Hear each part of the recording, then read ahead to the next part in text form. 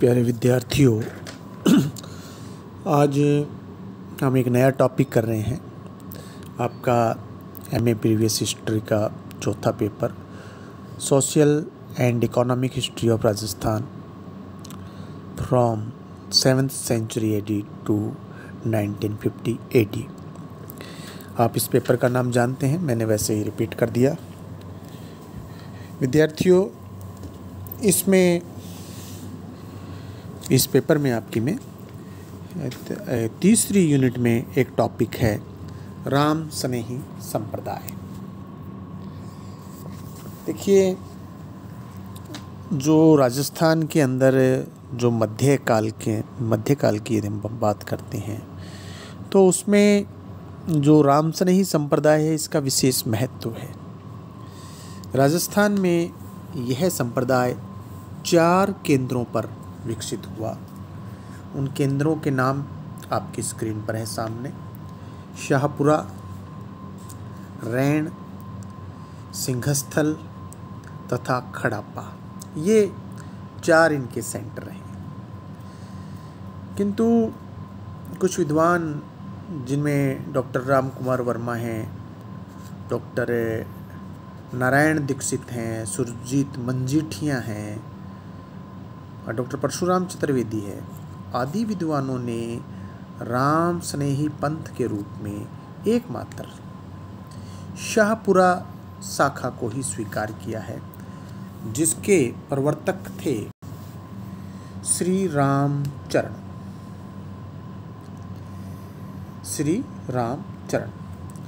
इसके अलावा रैण, सिंघस्थल, खड़ापा के राम स्नेहियों को अलग माना गया। राम स्नेही संप्रदाय के प्रवर्तक श्री रामचरण का जन्म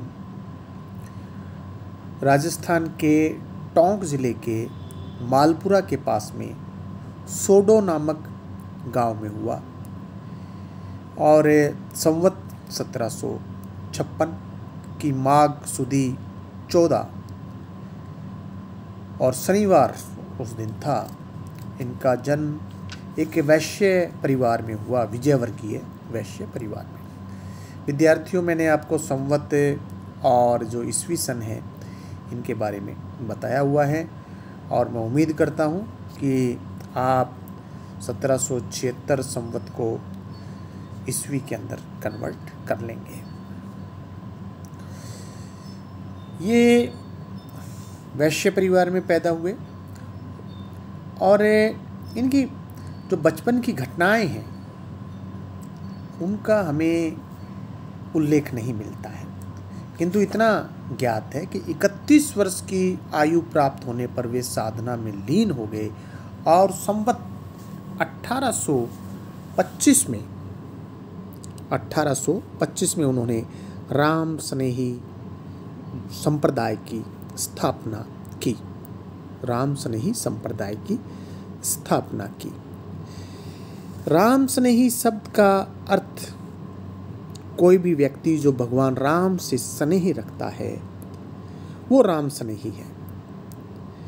किंतु संप्रदाय में आकर यह कुछ रूढ़ और तात्विक हो गया। राम स्नेही संप्रदाय के अनुयायी का संसार के प्रति निर्वेद भाव होता है।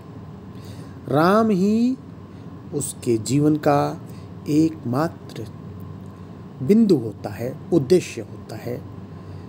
उसकी सारी कामनाएं, साधनाएं और जीवन राम के समर्पण में रहता है। सारी कामनाएं, साधनाएं, जीवन के कार्यकलाप राम को ही समर्पित रहते हैं। विद्यार्थियों, ध्यान रहे, राम स्नेही का राम, ये बात है ना कि राम से स्नेह करना, ये राम स्नेही का राम दशरथ पुत्र राम नहीं है। अयोध्या के राजा दशरथ और उनके बेटे राम वह नहीं है। राम स्नेही का राम तो सृष्टि के कण कण में व्याप्त पर ब्रह्म है। ऐसा ब्रह्म जो आगे चलकर व्यक्ति को एकदम निर्विकार बना देता है। ऐसे व्यक्ति में राम के प्रति सहज रागानुभूति होती है, इसलिए वह राम स्नेही कहलाता है। निर्गुण राम का नाम स्मरण ही राम स्नेही अपनी मुक्ति का सर्वश्रेष्ठ और एकमात्र साधन मानते हैं। विद्यार्थियों, सगुण और निर्गुण की व्याख्या मैंने पिछले व्याख्यान में की थी कि निर्गुण जिसमें कोई मूर्ति पूजा नहीं होती है वो निर्गुण है, और सगुण जिसमें मूर्ति पूजा है। राम स्नेही संप्रदाय मध्यम मार्ग की वकालत करता है। डॉक्टर परशुराम चतुर्वेदी लिखते हैं कि संतों ने प्रवृत्ति एवं निवृत्ति मार्गों के मध्यवर्ती सहज मार्ग को ही अपनाया और विश्व कल्याण में सदा विरत करते हुए भूतल पर स्वर्ग लोक का स्वप्न देखा। इस संप्रदाय में सद्गुरु और सतगुरु इसके प्राण तत्व हैं। भारतीय संस्कृति में गुरु का बहुत महत्व है, और खासकर जब हम मध्यकाल के संतों की बात करते हैं तो सभी ने गुरु की महत्ता पर बल दिया है। साधना के कठिन मार्ग पर एक सच्चा गुरु ही अपने शिष्य की उंगली पकड़कर उसे सही मार्ग पर ले जा सकता है। आचार्य विनोबा भावे जी की यदि हम बात करें, उनको यदि हम कोट करें, तो वे लिखते हैं, उनके कथन अनुसार संतों की जीवन योजना में आखिरी बात है सत्संग की चाह। बस संतों को इसी में आनंद आता है। जैसे किसी को ताश खेलने में आता है, किसी को गप मारने में आता है, किसी को खेलने में आता है, किसी को शराब पीने में आता है, लेकिन विनोबा भावे कहते हैं कि संतों की जीवन योजना में सत्संग की चाह जो है वो बड़ी महत्वपूर्ण है।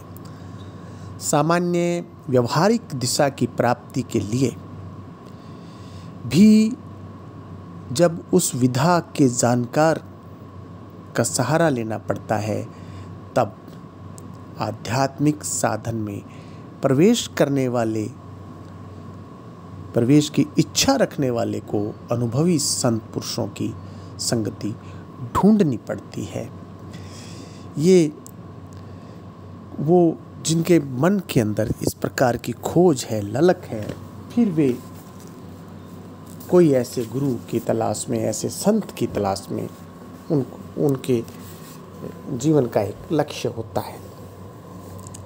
यदि हम राम स्नेही संप्रदाय के दार्शनिक पक्ष की बात करें विद्यार्थियों, तो जो संत साहित्य के मर्मज्ञ हैं, विद्वान हैं, संत साहित्य के लेखक हैं, उनका मानना है कि संत साहित्य में किसी विशिष्ट दर्शन को नहीं खोजना चाहिए, क्योंकि वे लोग विषय विशेषज्ञ या पंडित नहीं होते थे। स्वानुभूति ही उनके साहित्य सृजन का माध्यम होता था, फिर चाहे वो कबीर रहे हों, चाहे रहीम रहे हों। मध्यकालीन संत, आप गुरु नानक की बात कर सकते हैं, मीरा की बात कर सकते हैं। वो जो उन्होंने अनुभव किया वो अपनी वाणी के माध्यम से वो अपने विचार जन समुदाय में फैलाते चलते थे। ये दार्शनिक नहीं होते थे, आध्यात्मिक महापुरुष मात्र होते थे। दार्शनिक का मतलब ज्ञान के अंदर बहुत गहरे डूब जाना, ज्ञान की खोज, ज्ञान की पुष्टि। लेकिन संतों के साथ ऐसा नहीं है। राम स्नेही संप्रदाय के दर्शन पर जब हम विचार करते हैं तो भारत में तत्कालीन अन्य संप्रदायों की भांति इस संप्रदाय में भी अनेक साधना पद्धतियों का समावेश हुआ। शंकर का अद्वैत, रामानुज का विशिष्टाद्वैत, नाथ और सिद्धों का योग, वैष्णवों की सगुणोपासना और सूफियों का प्रेम मार्ग, ये सभी राम स्नेही संप्रदाय के दर्शन में समाविष्ट हैं। इस संप्रदाय में ही ऐसा हुआ हो यह बात नहीं है। प्राय उस कालखंड की जब हम बात कर रहे हैं, प्राय सभी संत मतों की सामान्य प्रवृत्ति यही रही।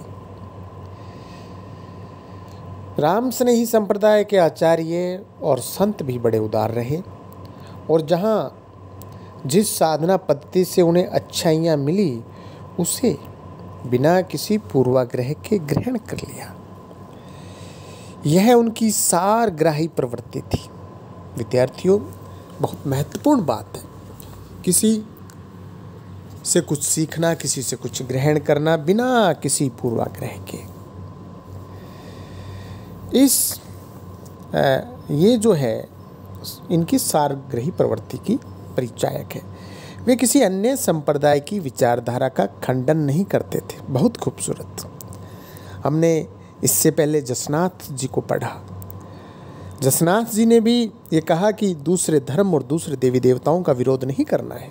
और विद्यार्थियों, मैं पुनः कह रहा हूँ कि भारतीय जो धर्म है, भारतीय मत हैं, भारतीय संप्रदाय हैं, उनकी एक ये बड़ी विशिष्ट बात है कि वो किसी दूसरे मत, दूसरे धर्म, दूसरे ईश्वर की बुराई नहीं करते हैं, उससे नफरत नहीं करते हैं, किसी दूसरी विचारधारा का खंडन नहीं करते हैं। इस संप्रदाय में सगुणोपासना का निषेध केवल इसलिए किया गया कि राम स्नेही संत को सगुणोपासक प्रकृत भक्त से ऊंचे उठने का लक्ष्य रखते थे। इसलिए मूर्ति पूजा, तीर्थ यात्रा आदि जो साधना पद्धतियाँ थीं उनको यहाँ निषेध किया गया था। और ये एक प्रकार का आडंबर भी, ये यूँ कहें कि उन्होंने जो अंधविश्वास है, आडंबर है, क्योंकि ईश्वर तो घट घट में है। कहा ना इन्होंने, घट घट के राम। तो फिर मैं जहाँ रहता हूँ वहाँ भी ईश्वर है। ज़रूरी नहीं कि वो मुझे हरिद्वार में जा कर के मिले या बद्रीनाथ में जा कर के मिले या फिर मुझे वो दरगाह पे जाके मिले। ईश्वर जब कण कण में व्याप्त है तो फिर तीर्थ यात्रा, मूर्ति पूजा, सभी में ईश्वर हैं, जीवों में ईश्वर हैं, पत्थर में ईश्वर हैं। तो इसलिए उन्होंने मूर्ति पूजा, तीर्थ यात्रा का निषेध किया। विश्व के विविध धर्मों के इतिहास को जब हम पढ़ते हैं तो स्पष्ट होता है कि वे सभी अपने अपने प्रवर्तक के मस्तिष्क का एक, यूँ कहें कि उनकी देन है। उनमें भी जनहित का भाव सम्मिलित है।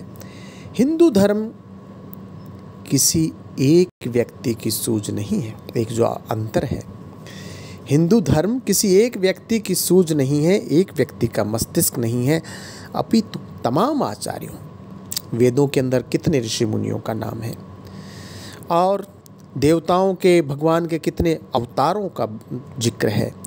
उन सब के माध्यम से हिंदू धर्म, हिंदू जो है वो विस्तार, हिंदू धर्म का विस्तार उन सब के माध्यम से होता है। और बड़ी अच्छी बात है कि हिंदू धर्म में निर्गुण को भी मान्यता है, सगुण को भी मान्यता है। अब किसी धर्म में जब हम कई ऐसे धर्म देखते हैं जो मूर्ति पूजा के विरोधी हैं, तो वो मूर्ति पूजा के कट्टर विरोधी हो जाते हैं और उसके नाम पर बहुत द्वेष और दूसरी चीज़ें समाज में फैलती हैं। लेकिन आप यहाँ देखिए, हिंदू धर्म में निर्गुण भी है और सगुण भी हैं, यानी मूर्ति पूजना वाले को भी मान्यता है और जो मूर्ति की पूजा नहीं करता उसको भी मान्यता है। निराकार, साकार, ये वही आदि उपासना पद्धतियाँ सब मान्यता प्राप्त है। राम स्नेही संप्रदाय इसी आविष्कृत हिंदू धर्म का एक अंग है। इसके दर्शन की अपनी मौलिकता है। यदि हम विद्यार्थियों बात करें राम स्नेही संप्रदाय के नियमों की बात यदि हम करें, तो जो पहला नियम है जो कि राम स्नेही संप्रदाय के जो अनुयायी हैं उनको पालन करना है, वो पहला ये है निर्गुण निराकार एक राम को ही इष्ट रखना। निर्गुण और निराकार। दूसरा, वेद, स्मृति, गुरुवाणी, शास्त्र, पुराण, इन सब को मानना, ऐसा नहीं है कि उनका विरोध करना। तीसरा, पाठ पूजन और सुबह शाम जो ईश्वर की प्रार्थना है, इन नित्य कर्मों का पालन करना और शरीर के सारे भौतिक सुखों को छोड़कर निरंतर ईश्वर की उपासना का अभ्यास करना। चौथा, सद्गुरु और संतों की आज्ञा मानना, उनको ईश्वर स्वरूप जानना एवं सत्संग को अत्यधिक महत्व देना। अपने समस्त व्यवहारों को ईश्वराधीन मानकर हिंसा रहित सत्य पूर्वक धार्मिक एवं सात्विक उद्यम करना। भोजन की चिंता न करते हुए भी भिक्षावृत्ति का विरोध करना। ईश्वर को ही सर्वशक्ति मानकर उसके आगे हाथ फैलाना। अगला, ईश्वर के अर्पण किया हुआ प्रसाद ग्रहण कर संतुष्ट होना, आडंबरों से दूर रहना। अगला, संतोष, त्याग, शील, वैराग्य, क्षमा, सरलता आदि वृत्तियों को धारण करना। मितभाषी होना, सत्यभाषी होना। इसका अगला जो नियम काम, क्रोध, मद, मोह, लोभ, राग, द्वेष, ईर्ष्या, निंदा आदि का त्याग कर अपने अंतःकरण को शुद्ध रखना। अगला, समस्त स्त्री जाति को माता और बहन समझना। अगला नियम, जल छान कर पीना। रात्रि से पहले भोजन करना, अंधेरे से पहले। देख कर पाँव रखना। चातुर्मास जो कि बारिश के जो महीने होते हैं उसमें एक जगह ही रहना। दूसरों के सुख दुख हानि लाभ को अपना समझते हुए उनके प्रति सद्भाव रखना और उनके बेहतरी के लिए प्रार्थना करना। अगला, मान और अपमान से ऊपर उठना। मन में परोपकार की भावना रखते हुए प्राणी मात्र में ईश्वर को देखना, तमाम प्राणियों में। अगला, समस्त प्रकार के व्यसन, मांस, मदिरा, जुआ आदि से बचते हुए अन्य लोगों को भी प्रेरित करना कि वो इनका इस्तेमाल न करें। अगला है बाह्य आडंबरों से दूर रहना और सफ़ेद वस्त्र धारण करना। और अंत में भय और भ्रामकता से मुक्त रहते हुए सद्गुरु द्वारा बताए गए सतपथ का अनुसरण करना। ये सब विद्यार्थियों नियमों का पालन करना होता है राम स्नेही संप्रदाय के अनुयायियों को। विद्यार्थियों, एक डॉक्टर राम कुमार वर्मा हुए और उन्होंने राजस्थान का पिंगल साहित्य नामक एक पुस्तक लिखी और वो लिखते हैं पुस्तक में कि राम स्नेही जो पंथ है इस्लाम से प्रभावित है। राम स्नेही पंथ इस्लाम से प्रभावित है। लेकिन विद्यार्थियों, हमने इसको पढ़ा है राम स्नेही को और उनके नियमों का अध्ययन भी किया है, कहीं पर भी यह आभास नहीं होता कि यह संप्रदाय इस्लाम से प्रभावित है। हाँ, इस संप्रदाय पर जैन मत का प्रभाव अवश्य दृष्टिगोचर होता है। इनमें बहुत सारी ऐसी बातें हैं जिसमें जैन संतों को हम उनका पालन करते हुए देखते हैं। अतः इस्लाम का प्रभाव इस पर हो ऐसा हम स्वीकार नहीं करते हैं। यदि हम इस संप्रदाय के प्रमुख संतों की बात करें विद्यार्थियों, तो इनमें जो प्रमुख संत थे, संत माधोदास मदानी भी जिनको कहा जाता था, माधोदास मैदानी, संत रामदास, संत जयमल दास, शाहपुरा के रामचरण, रैन संप्रदाय के संत दरियाव, रामजन, दुलेराम, हरिराम, दयालुदास, संत दास और प्रेमदास आदि इस संप्रदाय के प्रमुख संत माने जाते हैं। तो विद्यार्थियों, ये था राम स्नेही संप्रदाय, जो कि उस कालखंड में बहुत प्रसिद्ध हुआ। आज भी इनके अनुयायी हमें देखने को मिलते हैं और ये शाहपुरा जो है इनका एक बड़ा केंद्र है। राम स्नेही संप्रदाय में राम के निर्गुण निराकार का स्मरण और साधना होती है। और जैसा आपको अभी बताया कि इनके जो राम हैं वो अयोध्या के राजा दशरथ के पुत्र राम नहीं हैं, बल्कि यह एक शब्द में अनंत कोटि ब्रह्मांड का सृजन करने वाला जो कोई ईश्वर है उसको मानते, उसको राम कहते हैं।